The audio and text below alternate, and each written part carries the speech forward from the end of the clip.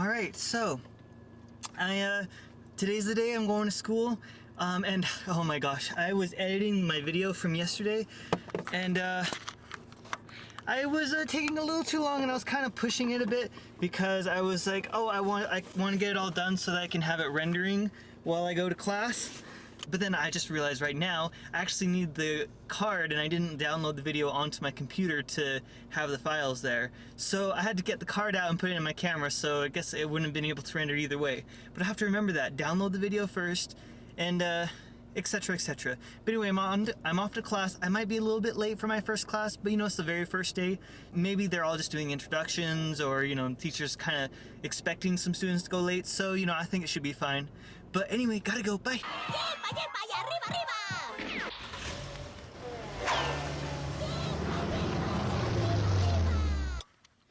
Okay, I'm here.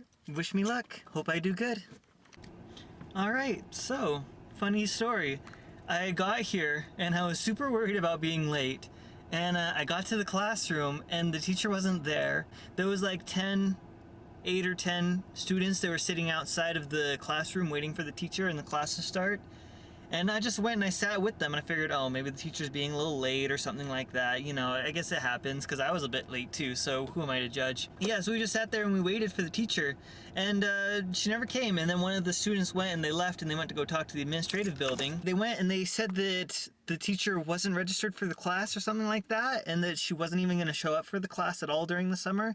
And I was like, wait, what? But I'm signed up for this class. The student came back and told us, she's like, oh, I don't know, go ask them. And it turns out what it was is the teacher is signed up for the class, but it's a second half class. And so even though online it said that the classes start May 14th, yeah, today's May 14th, this class in particular starts June 11th instead, and it's just going to be half of the summer semester. So that means I get the time free now, but on the flip side, that also means it's going to be like double the work. I mean, it's ups and downs, benefits and not benefits, but you know, that gives me more time to do stuff on Monday. I mean, it was only one class, because on Monday I have one class, and then I think Tuesday I have 2 classes, Wednesday I have 2 classes, and Thursday I have 2 classes. Wait, no, not even that, because this was going to be Monday, Wednesday, and Friday, and so that means now I'll have 2 classes tomorrow, which are both Tuesday and Thursday classes, and then I have 1 class on Wednesday, which is a Wednesday only class. So I have a lot less work now than I did before. So, I don't know. Oh, well, that just means that I can get caught up and I can get adjusted to those other 2 classes instead of like whamming in with all 3 classes. We'll just, you know, we'll see how it goes. That also means, though, I don't know what that means as far as the deadlines. If 3 classes is too much and this class starts later, does that mean that after the very first week that I can drop that class if it's too much work?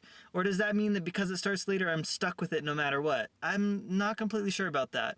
But in any case, I'm just gonna, you know, chill for the day. I have the rest of the day free because I don't have work today.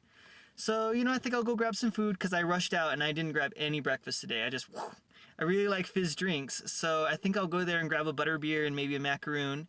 And then I'll just go find a good place to eat somewhere. Okay, see you guys later.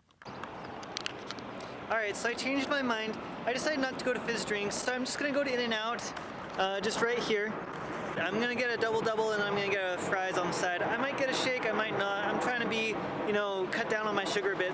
It's kind of interesting looking at the In-N-Out. I don't know if you can see them, but they have these like spinning things that shine the light directly at us. And it might not be as bright on camera, but it's really bright looking at it in person. Kind of just like a beam of light just flashing at you. Alright, I got it. So here it is. Oh, that's too bright. Can you see it? Hold on. Oh, I had it zoomed in, that's why. Alright, so time to have some food. I would record myself eating and walking, but I can't hold the camera and eat at the same time and hold the bag of food, you know? I need a third arm for that.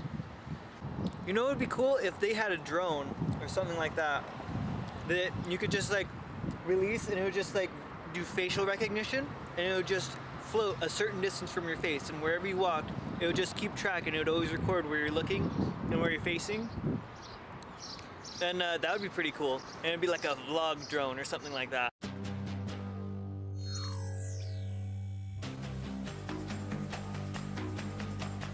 Meet Spark. Small, colorful, smart. It's so clever, it activates by recognizing you. Just launch it from the palm of your hand. It even returns when you call it.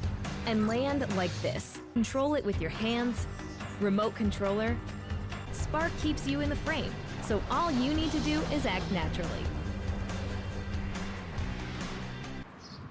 That'd be something I'd get.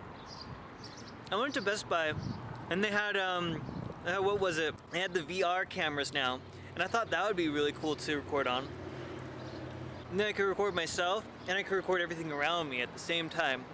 I could go for a hike in the mountains or something like that. And then you could see me talking, doing whatever. If you got tired of looking at my face, you could look off to the side and you can see the river, the trees, or whatever it is around that I'm walking by. And that'd be pretty cool. I don't think you need a VR headset for that.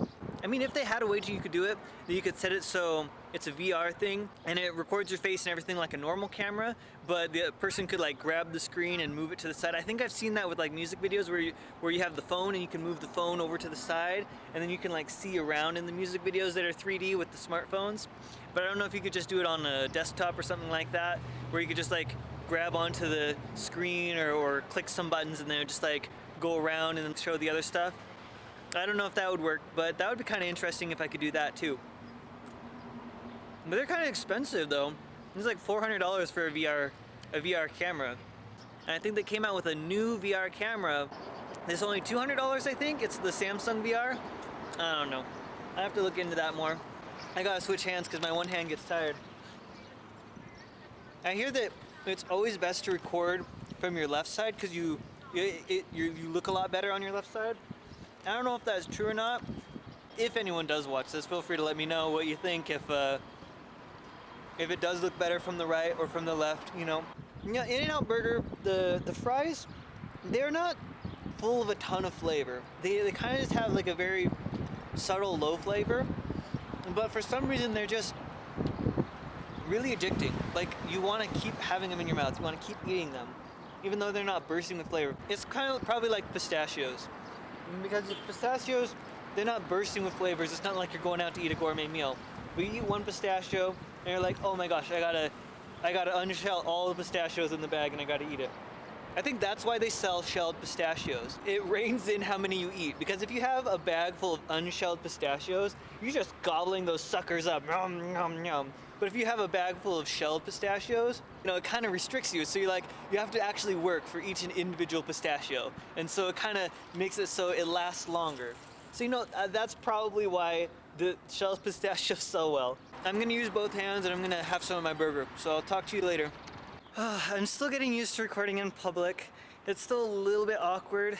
And I was just walking by the entrance of the mall and there was a bunch of people there and I was just, I felt a little too uncomfortable to walk by them recording like this. But you know, maybe I'll get comfortable with it in time, we'll see. They had the Incredibles 2 poster there. And it's interesting because I was looking at the poster and the way they have the poster reminded me a lot of the Fantastic Four. And you know, I was thinking about that. And you know, it's kind of really similar. I wonder if it's intentional or not, but like Elastigirl is like Mr. Fantastic. Violet is like Mrs. the sister. I don't remember her name, but the one who can turn invisible and make barriers and stuff. In the Father in the Incredibles is just like the Thing and the Fantastic Four. And then Dash is, that's funny. Yeah, and then Dash is just like the Torch. And Dash and Violet are siblings, and in the Fantastic Four, the Torch and the Invisible Woman are both siblings.